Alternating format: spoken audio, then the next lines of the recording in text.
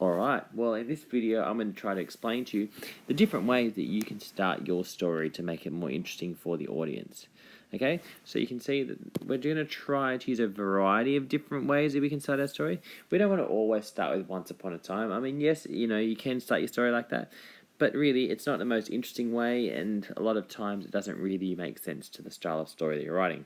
So let's see a few different ways that we might want to start our stories. Okay, so yes, the first one you start with is Once Upon a Time.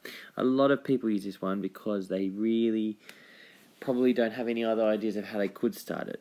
Okay, you can use it. If you are going to use it, maybe try to make it a bit more interesting. So like once upon a particularly terrifying time or something like that. Look, really, if you can use Once Upon a Time, if you're talking about fairy tales, then fine, that's okay. But if you're not writing about a fairy tale, we probably should use something a little bit better. The next one, you can use it just like one day or something like that. Once again, it's just like Once Upon a Time. It's pretty boring and not very creative. Like I said, if you want to make it a bit more creative, you could say like one gloomy day or one sunny day or one terrible day or one amazing day, just to make it just that little bit more exciting. But really, once again, probably not the best way to get the audience's attention. And that's what we're trying to do. We're trying to get the audience to actually want to keep reading our story. Otherwise, they might stop reading after a sentence and go, it's just going to be another boring fairy tale, and we don't want that. Here's the first way you could start your story. You could actually start with someone speaking, okay? So here's an example of what it might sound like. Once upon a time, there was a boy named John. He was a very lazy boy. He was always slow at doing things. Sorry about that typo. Okay? Or you can actually change it and make someone speaking to actually, so your story starts with someone speaking. Okay, so I'm going to read it to you, and we'll see if we feel like this is more interesting for the audience than the first one. "Hurry up, John," yelled Mum. "The taxi will be here any minute. Get off that Xbox or I'll throw it in the bin." John's mum was growing increasingly frustrated by his absolute laziness for every single task.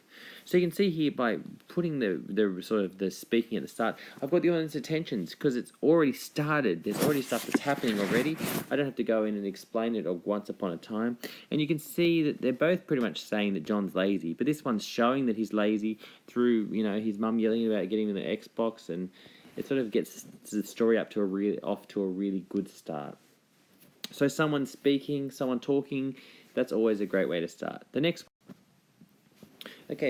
way that you might want to start your story is maybe with a question. I'm going to show you two different ways we can do this, okay?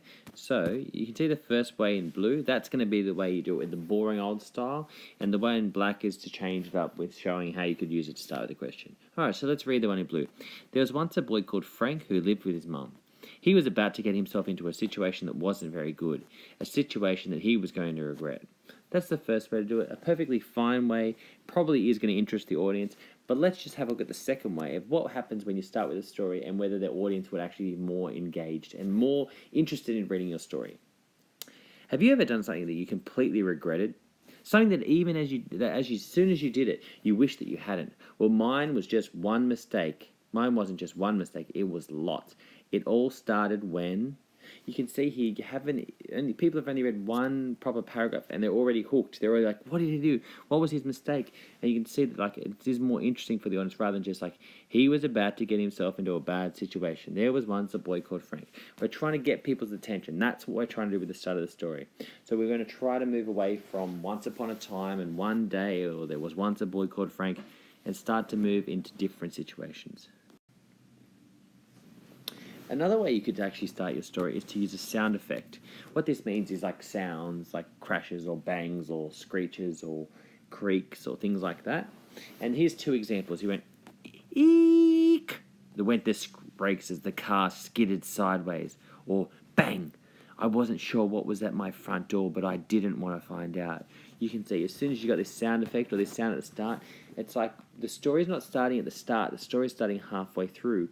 So people are already like, oh, what's happening? Where are they? What's going on? And they're already asking lots of questions, and they don't know what it is, and it kind of gets people's attention, and that's what we really want to do. So using a sound effect is another way that you could do it. So the next one is showing you how you can start by just getting, like what we talked about just then, straight into the action, straight into what's happening. Instead of setting up the story by like a long time ago, this happened, we're just going to start with already the events that are happening. So you can see at the start, the top one in black, that's the old way of maybe doing it, where you write like, the story started at school one afternoon when Maya was in science class. And we're going to change that, and we're just going to get into the class already, and we're going to see how we can go with trying to get people interested into our story straight away. I could feel everyone's eyes staring at me. I could feel my heart racing and my skin started to itch. Why didn't I just stay home today? So she's not really introducing herself saying, my name's Mary, or my name's Maya, and I go to this school. She's already starting with what's happening. She can then go and introduce herself afterwards, but to get people's attention early, she's going to sort of say where all the problems began, maybe. One other thing you could do is the character could introduce themselves in a really interesting and fun way, and that's how they could sort of start the story. So like, hi, I'm Carl. I've got a brain like a computer and a perfect memory. I can remember every single day of my life, and I have time that I have been speaking to you for exactly 23.4 seconds. A really interesting sort of introduction is a great way to start a story. But don't do like, hi, I'm Carl. I've got brown hair. I go to this school. I have exactly one brother and one sister. Try to make it interesting, because we like when you read stories, if you're reading books like Goosebumps and things like that, they're trying to create your movie, trying to make you sort of have a great imagination. They don't just want boring information, they want interesting things. And here's one of my favourite ways to start a story, with a flashback. If you don't want a flashback, it's like what's already happened to you now, and you're going back and telling the story that happened to you a while ago. Okay, so it's like, as I sat slouched in the police station cell, I wondered about all the events that had led me to this terrible place. So you're kind of in the really bad situation, and you're kind of telling people about how it all began and how it all started. And I'm sure you've watched plenty of TV shows and movies and read lots of books where this has happened, where someone's sort of talking about their memory of how it all started, and then they're going back and retelling the story. And that's a really great way to tell a story as well. So as you can see, some of the ways that we've talked about starting a story today are, you could start with, once upon a time. You could start with someone speaking already, so using like dialogue and having speech marks. You could start with a sound effect like a bang or a screech. You can start with a question like, have you ever wondered why it is that this happens? You go straight into the story and sort of, start with all the action that's happening straight away. You could do a flashback where they're talking about their memory that happened, or you could have the character introducing themselves. And there are lots of different ways to start a story. And I'm going to have signs of these up in our classroom so that you can have a look at these, and you can have these in your mind and in your memory when you're writing your plan down about how you want to tell these stories and how you can start with them, so we can have lots of people writing better stories than just once upon a time. If you have any questions, make sure you just let me know, but I hope you've enjoyed the video. Thanks.